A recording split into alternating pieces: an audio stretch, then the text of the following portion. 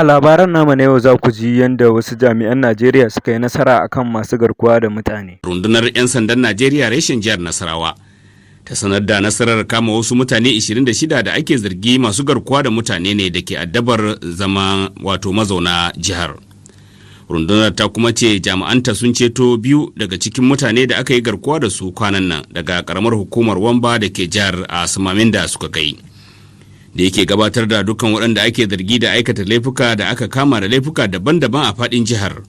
Jami'in hulɗa da jama'a na rundunar 'yan sandan jihar DSP Rahman Nansel ya ce rundunar ta kuma kama wasu mutane 13 da ake zargi 'yan ƙungiyar asiri ne da suka addabi mazauna ƙaramar hukumar Karu. Ta baba da rashin tabbasin mamaye sabon jirgin sufurin jiragen saman Najeriya da aka kaddamar. An shiga cece kuce ne a kasar bayan da jirgin sama kirar Boeing 737-800 ya sauka a filin jiragen saman Abuja domin kaddamar da shi a matsayin Nigeria Air. To sai dai wani bincike ya nuna cewa jirgin mallakar kamfanin sufurin jiragen saman kasar Habasha ne.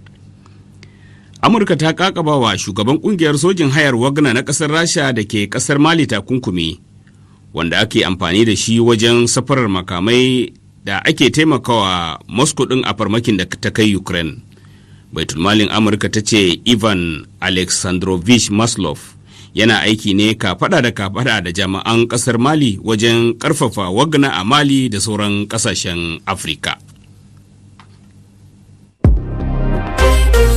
Labaran na zuwa muku ne daga sashin Hausa na Arafai.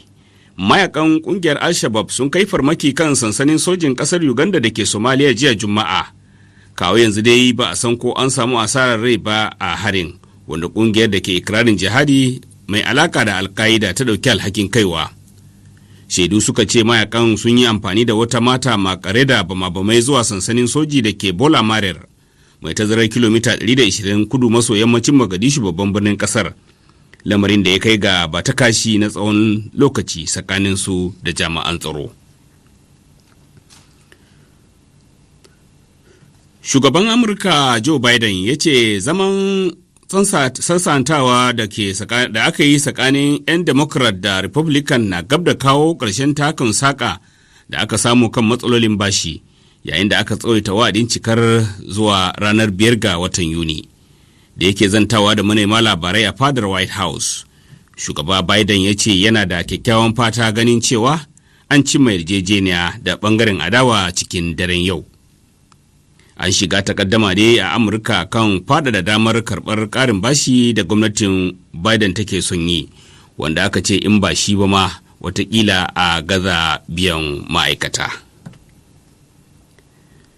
Rikicin kabilanci ya ɓarke a ƙasar Kosovo, inda ake fargabar mutane da dama sun rasa rayukansu bayan da al'ummar kabilar Serb suka nuna adawa da naɗin ɗan kabilar Albania a matsayin magajin garin yankin.